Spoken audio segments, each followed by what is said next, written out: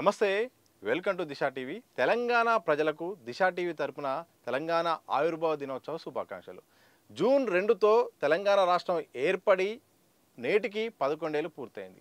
దీంతో ఇక రాష్ట్ర ప్రభుత్వం కూడా అధికారికంగా కార్యక్రమాలు నిర్వహిస్తుంది. ఇక వివిధ రకాల రాజకీయ పార్టీలు కూడా పార్టీ వేదిక ద్వారా కూడా ఆవిర్భావ దినోత్సవాలు నిర్వహించుకుంటున్నారు. ఇదే సందర్భంలో ప్రజా సంఘాలు, ప్రజలు, అన్ని రకాల వ్యవస్థలు కూడా ఇక ఈ యొక్క ఆవిర్భావ దినోత్సవాలు కూడా నిర్వహించుకుంటుంది. తెలంగాణ రాష్ట్రము ఏర్పాటు అనేది ఒక అద్భుత ఘట్టం అయితే చాలా జరిగింది.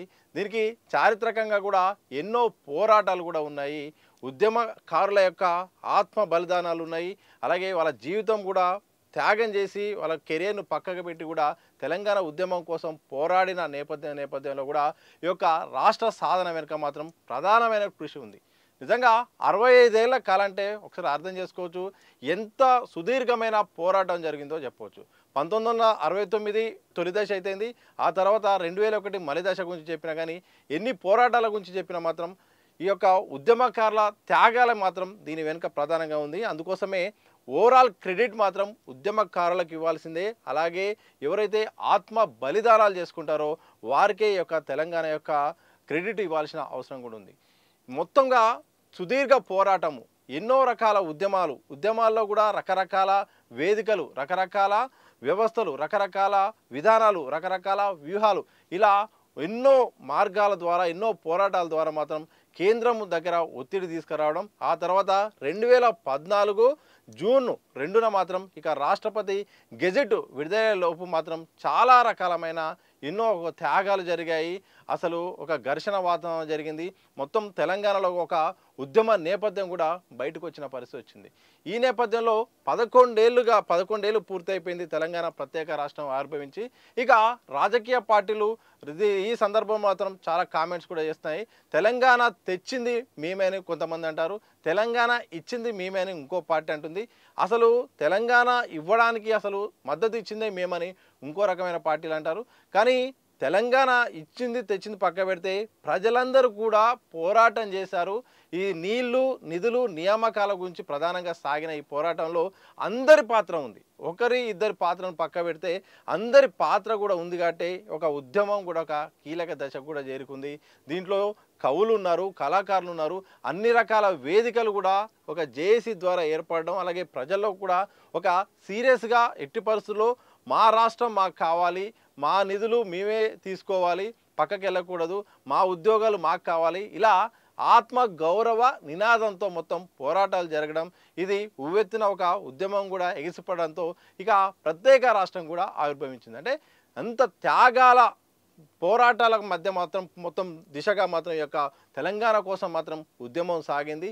ఈ సాగిన ఉద్యమంలో మాత్రం ఎందరో మంది ఆత్మ బలిదానాలు కూడా చేసుకున్నారు. వాళ్ళ కుటుంబాలు కూడా చిన్న భిన్నమయ్యాయి.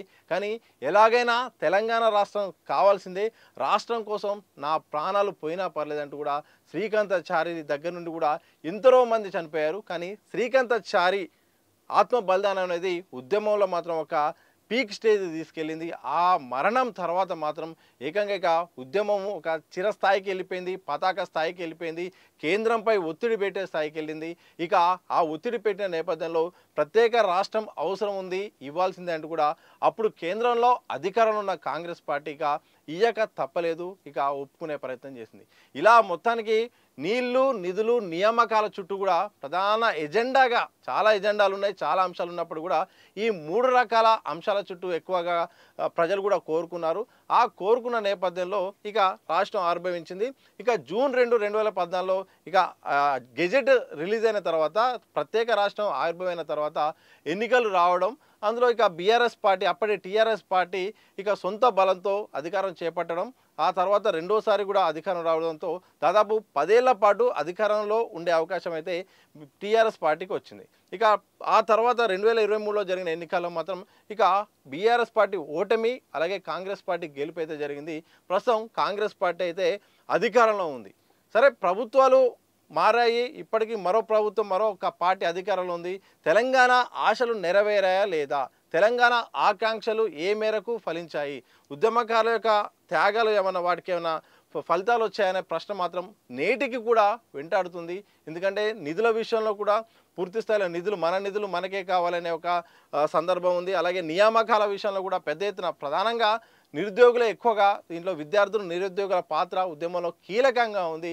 వాళ్ళైతే మాత్రం ఎట్టి పరిస్థితుల్లో మా ఉద్యోగాలు మాకు కావాల్సిందే అంటూ కూడా ఆత్మగౌరవ పోరాటం చేశారు. అయితే మరి నేటికి ఎంతవరకు ఉద్యోగాలు ఇచ్చాయి, మరి ప్రభుత్వాలు నిరుద్యోగులకు సహకారం చేశాయంటే ఇంకా అది ప్రశ్నగానే ఉంది. దానికి కూడా సమాధానం చెప్పాల్సిన బాధ్యత కూడా ప్రభుత్వాలపై ఉంది. వెనువెంటనే ఏదైతే ఉద్యమకారులు కోరుకున్నారో నిరుద్యోగుల కళ ఏదైతే ఉందో నిజంగా ఉద్యోగాల విషయంలో మాత్రం సహకారం కావాల్సిన అవసరం ఉంది. ఇక నీళ్ళ విషయానికి వస్తే మాత్రం నీళ్ళ విషయం కూడా ఇంకా తెగట్లేదు. అంతర్రాష్ట్ర సమస్య అయిపోయింది. ఈ జలాల పంపిణీ విషయంలో మాత్రం ఒప్పందాల విషయంలో మాత్రం ఇంకా ఒక కొలికి రావట్లేదు. కేంద్రం కూడా పూర్తి స్థాయిలో బాధ్యత తీసుకొని ఇరు రాష్ట్రాలు కూడా కూర్చొని మాట్లాడుకుంటే మాత్రం నీళ్ళ పంచాయితీ తెగిపోయే అవకాశం ఉంది. కానీ ఇంకా నీళ్ళ యుద్ధం అయితే ఇంకా కొనసాగుతుంది. ఇంకా అది మధ్యలోనే వివాదాస్పదంగా మారుతుంది. ఇక ఇలాంటి సమస్యలు కూడా ఉన్నాయి. ఇలా మొత్తానికి నీళ్లు నిధులు నియామకాల చుట్టూ సాగిన పోరాటం కూడా ఇక మొత్తానికి 11 ఏళ్ళు అయితే పూర్తయింది. ఇక ఆ సహకారం కోసం కూడా ప్రజలైతే కృషి చేస్తున్నారు. ఇంకా మన రాష్ట్రం నుండి మన హక్కులు సాధించాలి, సంక్షేమ పథకాలు రావాలి, అభివృద్ధి జరగాలి. ఆ అభివృద్ధి జరిగి కూడా దేశంలోనే ఒక టాప్ రాష్ట్రంగా తెలంగాణ ఉండాలని కూడా ప్రజలు కోరుకుంటున్నారు. అలాగే ప్రభుత్వాలు కూడా ఆ రకంగా ప్రయత్నాలు అయితే చేస్తున్నాయి. ఇక మిగులు రాష్ట్రంగా ఉన్న పరిస్థితి నుండి ఇప్పుడు మాత్రం అప్పులు అయితే పెరిగిపోయాయి. ఎక్కువగా సంక్షేమానికి ప్రాధాన్యత ఇవ్వడం, అలాగే అభివృద్ధి కార్యక్రమాల పేరుతో బాగా ఎక్కువ కూడా ఖర్చు చేయడంతో ఇక అప్పులు అయితే పెరిగిపోయాయి. ఈ నేపథ్యంలో ముందు ఒకనాటి మిగులు రాష్ట్రంగా ఉన్న తెలంగాణ మరోసారి మిగులు రాష్ట్రంగా రావడానికైతే చాలా ప్రయత్నాలు జరగాల్సిన అవసరం ఉంది. అందులో ప్రభుత్వాలు కూడా ఆలోచన చేసి కూడా ఇబ్బడి ముబ్బడిగా కాకుండా అవసరమైన ఖర్చే పెట్టాల్సిన సందర్భం కూడా ఉంది. ఇలా తెలంగాణ ఉద్యమంలో మాత్రం ఒక తెలంగాణ ప్రత్యేక రాష్ట్ర సాధన కోసం 65 ఏళ్ల పాటు సుదీర్ఘ పోరాటం జరిగింది.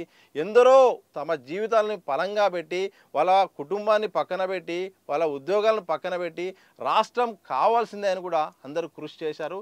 ఈ కృషి చేసిన నేపథ్యంలో మొత్తానికి 11 ఏళ్ళు మాత్రం ప్రత్యేక తెలంగాణ వచ్చి మాత్రం పూర్తయింది. ఇక 12వ ఏట అడుగుపెట్టింది. ఈ యొక్క 12వ ఏట కూడా ప్రజలు కోరుకునే విధంగా మరింత ముందడుగు రావాలని కోరుకుందాం. అలాగే అప్పుల తెలంగాణ నుండి మిగులు రాష్ట్రంగా ఉండాలని కూడా కోరుకుందాం. అలాగే ప్రజలు కోరుకున్న సుసంపన్నమైన పాలన, అలాగే నిధులు నియామకాల విషయంలో వాళ్ళు ఏదైతే ఆశించారో ఆ ఫలాలు త్వరగా ప్రజలకు అందాల్సిన అవసరం కూడా ఉంది. ఆ దిశగా ప్రభుత్వాలు కూడా ఆలోచన చేయాల్సి ఉంది.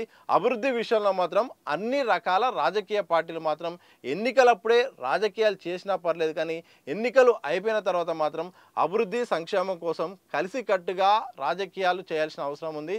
కలిసికట్టుగా నిధులను అయితే ప్రజలకు కేటాయించాల్సిన అవసరం ఉంది. రాజకీయ విభేదాలు పక్కకు పెట్టి అభివృద్ధి ఒక నమూనాతో ప్రజల దగ్గరికి వెళ్ళాల్సిన సందర్భం కూడా ఉంది.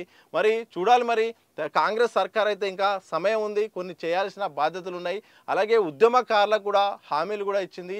వాళ్ళకు కుటుంబంలో ఉద్యోగంతో పాటు వాళ్ళకు ఒక ఇల్లు సంబంధించిన హామీ కూడా ఇచ్చింది. అలాగే జాగా కూడా ఇస్తామని కూడా ప్రకటించింది. ఇంకా నేటికి కొన్ని సాంకేతిక కారణాల వలన మరితర కారణాలలో వాళ్ళకైతే పూర్తి స్థాయిలో ఇంకా న్యాయం జరగలేదు. ఉద్యమకారుల కుటుంబాలకు ప్రభుత్వం ఏదైతే హామీ ఇచ్చిందో ఆ హామీ మేరకు వాళ్లకు కాస్త ప్రభుత్వం తరపు నుండి భరోసా ఇస్తే తెలంగాణ ఉద్యమంలో కీలక పాత్ర వహించిన కుటుంబాలకు కాస్త అంతనైనా న్యాయం చేసే అవకాశం ఉంటుంది. ఎందుకంటే ఈ రాష్ట్ర సాధన కోసం బలిదానాల కారణంగానే ఉద్యమం అనేది ఎగిసిపడింది. ఆ ఎగిసిపడిన ఉద్యమం తెలంగాణ ప్రత్యేక రాష్ట్రం ఆవిర్భావానికి కారణమైంది. కాబట్టి మొత్తానికి ఆ యొక్క బలిదానాలకే ఎవరికైతే ఉద్యమకారులకే ఈ తెలంగాణ రాష్ట్ర సాధన వెనుక వాళ్ళ అసలైన క్రెడిట్ వాళ్ళకే దక్కుతుంది. వాళ్ళ కుటుంబాలకు సాయం చేయాల్సిన అవసరం ప్రభుత్వాలపై ఉంది. అలాగే ఉద్యమంలో చాలామందికి ఇప్పటికీ కేసుల కారణంగా కోర్టుల చుట్టూ తిరుగుతున్నారు, పోలీస్ స్టేషన్ చుట్టూ తిరుగుతున్నారు. ఇప్పటికైనా ఉద్యమంలో కీలక పాత్ర పోషించిన అప్పటి ఉద్యమకారుల పైన ఉన్న కేసులను ఎత్తివేయాల్సిన అవసరం కూడా ఉంది. చాలామంది ఇంకా అదే కేసుల చుట్టూ కూడా తిరిగి వాళ్ళ జీవితాన్ని కూడా సమయాన్ని కూడా ఖర్చుతో కూడుకున్న పని కూడా వృధా చేసుకోవాల్సిన పరిస్థితి వస్తుంది. వాళ్ళను ఆదుకోవాల్సిన అవసరం కూడా ప్రభుత్వాలపై ఉంది. చాలా హామీలు ఉన్నాయి, చాలా హామీలు కూడా నెరవేర్చాల్సిన బాధ్యత కూడా ఉంది. ఈ బాధ్యత ఉంటేనే మొత్తానికి ప్రజల్లో కూడా ఒక రాజకీయ పార్టీలో కూడా ఒక గుర్తింపు ఉంటుంది, ఆ బాధ్యత ఉంటుంది. ఆత్మ గౌరవ పోరాటం కోసము మన నీళ్ళు, మన ప్రాంతము, మన నిధుల కోసము, మన నియామకాలంటూ కూడా మన ప్రాంతము మన వరకే ఉండాల్సిందిగా కోరుకుంటూ ఎన్నో ఏళ్ళుగా ఉద్యమం ద్వారా మాత్రం రాష్ట్రం సాధించింది. ఆ సాధించిన రాష్ట్రాన్ని సుసంపన్న రాష్ట్రంగా మార్చాల్సిన బాధ్యత ప్రభుత్వాలపై ఉన్నది. అలాగే ఆ అభివృద్ధిలో, సంక్షేమంలో మాత్రం ప్రజలను భాగస్వామ్యం చేయాల్సిన అవసరం కూడా ప్రభుత్వాలపై ఉన్నది. మొత్తానికి తెలంగాణ రాష్ట్రం ఏర్పడి మొత్తానికి జూన్ 2 ఈ ఏట మాత్రం 11 ఏళ్ళు పూర్తయి 12వ ఏట అడుగు పెడుతుంది. ఎందరో త్యాగాల ఫలితాలు, ఎందరో మంది కృషి పోరాటాల నేపథ్యంలో రాష్ట్రం అయితే ఏర్పడింది. ఇక మరింత అభివృద్ధి దిశగా అడుగులు వేయాలని కూడా మనమంతా కోరుకుందాం.